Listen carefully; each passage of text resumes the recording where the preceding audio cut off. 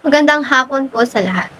Andito po ako ngayon upang ipagpapatuloy ang katuruan na meron po kami sa pananampalataya na meron po kami bilang born again Christian believer na ito po ay nakasentro po kami sa banal na espiritu ng ating Diyos na Ama na si Jehovah or Jehovah na ito rin ay si Yahweh.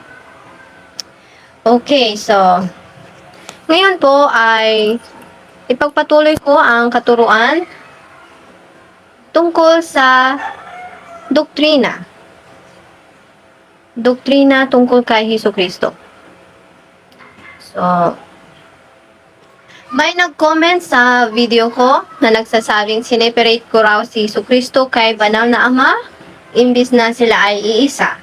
So, yung mga video ko po ay putol-putol po kasi nga mas maigi na mag-upload ako ng mga parte ng mga katuruan ko upang mabigyan po ng pansin ang bawat parte na makukuha nyo sa pakikinig sa bawat topiko na aking sasabihin, na aking ituturo.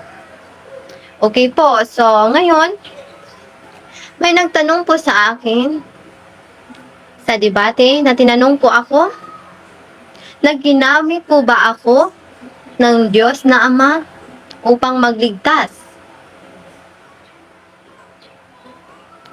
Ngayon po,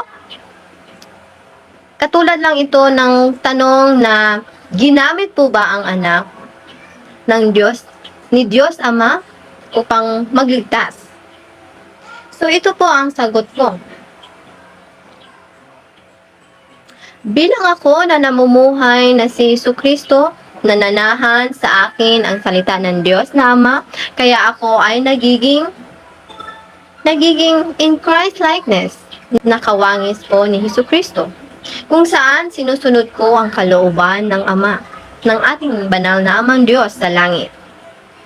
So,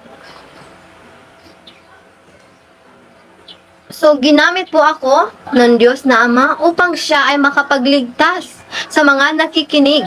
Yan po ang kasagutan ko. Na si Jesucristo, na salita ng Diyos, na ito'y salita ng Diyos, kapag mananahan sa inyo ang salita ng Diyos, automatic, you will be in Christ likeness. There's no need na tawagin mo si Jesucristo.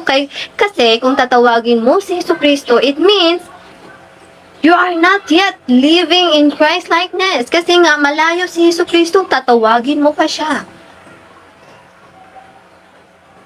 Ngayon, sino ngayon ang nag-separate kay Jesucristo sa banal na Ama? Ako na hindi na kailangan tumawag kay Jesucristo. Kasi nga, nananahan na siya sa akin. Nananahan ang salita ng Diyos na Ama ukol kay Jesucristo. Kaya nga, I'm living in the likeness of Christ, not in the likeness of Moses, not in the likeness of Paul, apostle, not in the likeness of all the disciples. Oh, ngayon, katulad kay Thomas, the disciple, ang alagad ni Jesucristo na si Thomas. Di ba si Thomas, nabigla siya? O Diyos, aking Panginoon. Panginoon at Diyos ko. Ngayon,